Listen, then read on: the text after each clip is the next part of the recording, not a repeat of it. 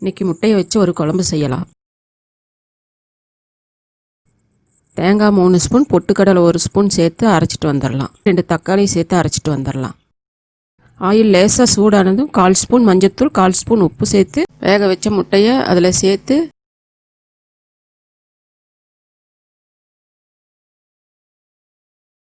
நல்லா ஃப்ரை பண்ணி எடுத்துடலாம்.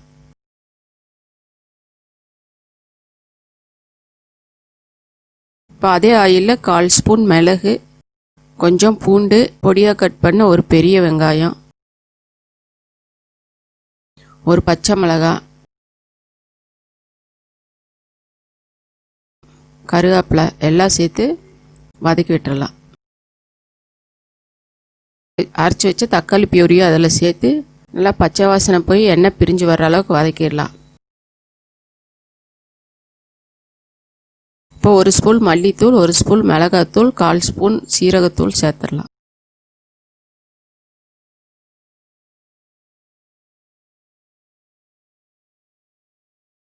இப்போ அரைச்சி வச்ச தேங்காய் பொட்டுக்கடலையை சேர்த்து ஆயில் பிரிஞ்சு சுருண்டு வர அளவுக்கு வதக்கிடலாம். அப்போ தான் பொட்டுக்கடலையோட பச்சை வாசனை போகும். பொட்டுக்கடலையை அளவாக சேர்த்துக்கலாம். நிறையா சேர்த்தா குழம்பு ரொம்ப கெட்டியாயிரும். 1/2 கப் தண்ணி விட்டு அதில் சேர்த்துடலாம்.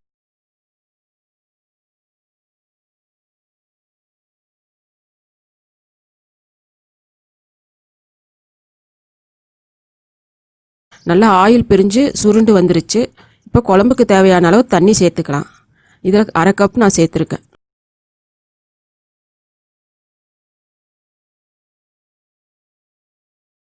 முட்டை வறுக்கும் போதே உப்பு சேர்த்துருக்கோம். இப்போ பார்த்து அளவாக குழம்புக்கு தேவையான அளவு உப்பு சேர்த்துக்கலாம்.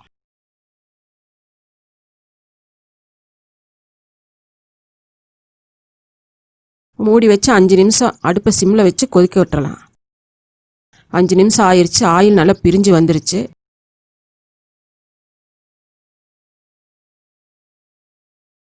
இப்போ முட்டையை சேர்த்து மூடி வச்சு 2 நிமிஷம் கொதிக்க விட்டுறலாம்.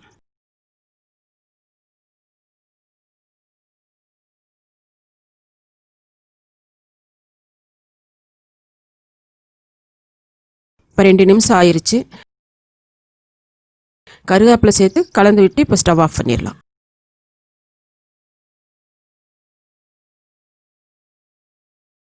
இந்த டிஷ்ஷை நீங்களும் ட்ரை பண்ணி பாருங்கள்.